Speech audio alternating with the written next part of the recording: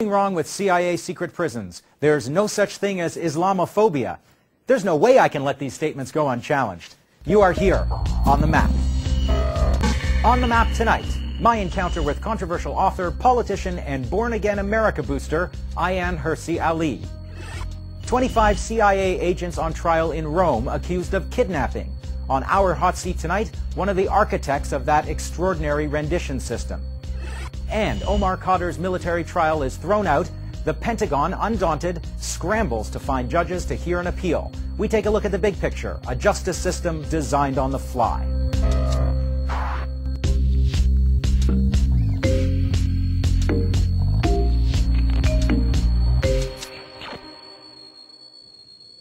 Hello, I'm Avi Lewis. Welcome to On the Map.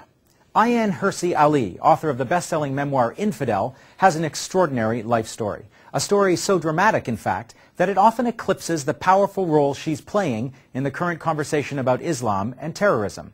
As she herself said recently, right now the media are still lapping it up, a black woman who criticizes Islam. In a moment, my interview with her, but first, let's put Ayaan Hirsi Ali on the map.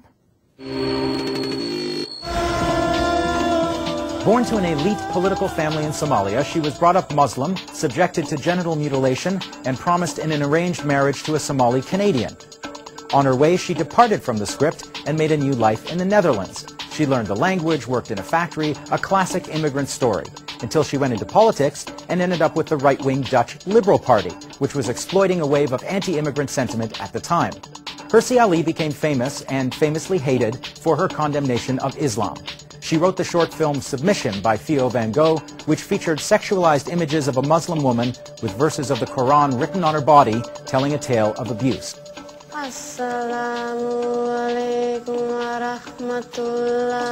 When the filmmaker was murdered in 2004, the note pinned to his body was addressed to Hirsi Ali.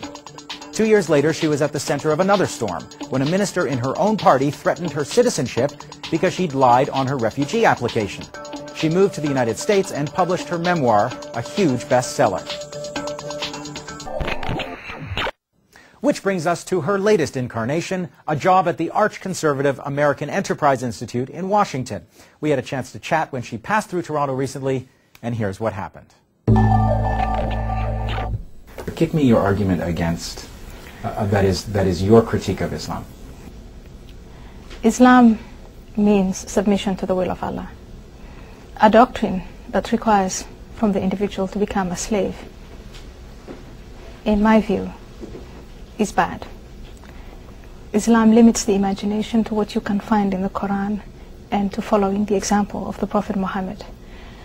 I think that's bad, and that's what keeps people in the Islamic world backward. Islam treats women, at least says, subordinates women to men, is obsessed with obedience, calls for the matter of gays for adulterers, and is therefore very violent and inhuman.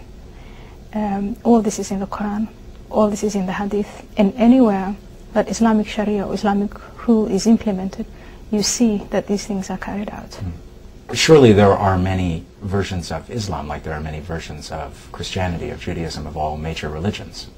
You're presenting it as one thing, and it's just obviously not. Islam as a faith, as a doctrine, defined by what's in the Quran and the example of the Prophet Muhammad, and unreformed, unchallenged, is a monolith. I could point to other things in other holy books that are equally offensive. The other holy books, the Old Testament, the Bible, have become almost obsolete.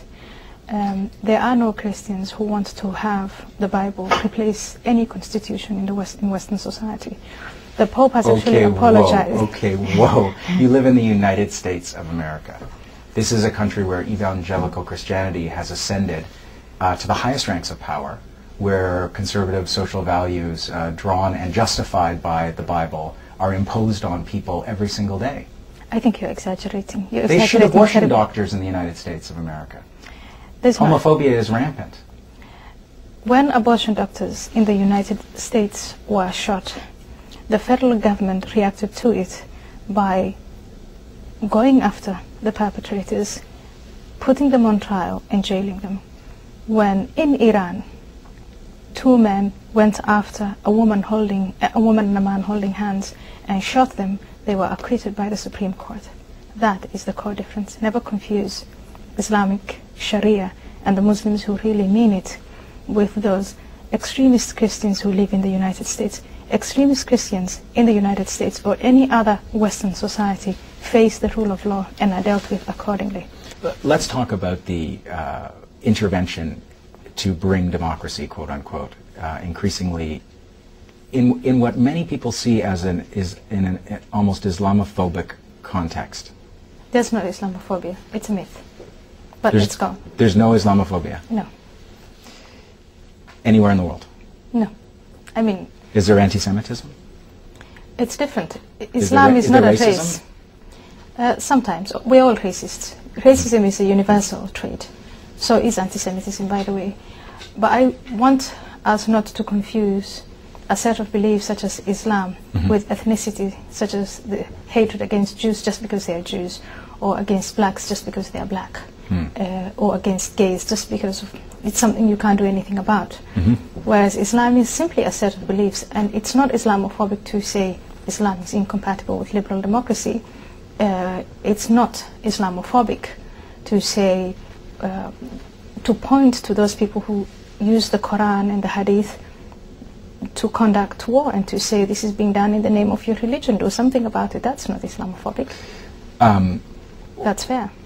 North American Muslims really feel under siege these days. I don't know if you're aware of this, but people don't want to travel because flying is such a hassle. People North American Muslims are scared to contribute to charities in case they end up on a list somewhere. And they've watched others in their community end up in detention for years without ever seeing charges against them, without ever seeing evidence against them. I mean, you're not unaware of these debates. You don't think there's a context of what the war on terror rhetoric does to a social discourse that has implications? I think that it's highly exaggerated that Muslims living in America or in the West are under siege. If that were the case, we know of groups in history who are under siege.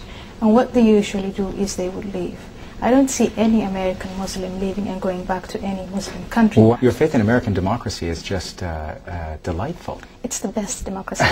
It's the best place to be. Tell that to the people who believe that there have been a couple of stolen elections, that the democracy is completely broken. Oh, I do tell them, and I tell them, you shouldn't have stood by and watched for the democracy to be stolen.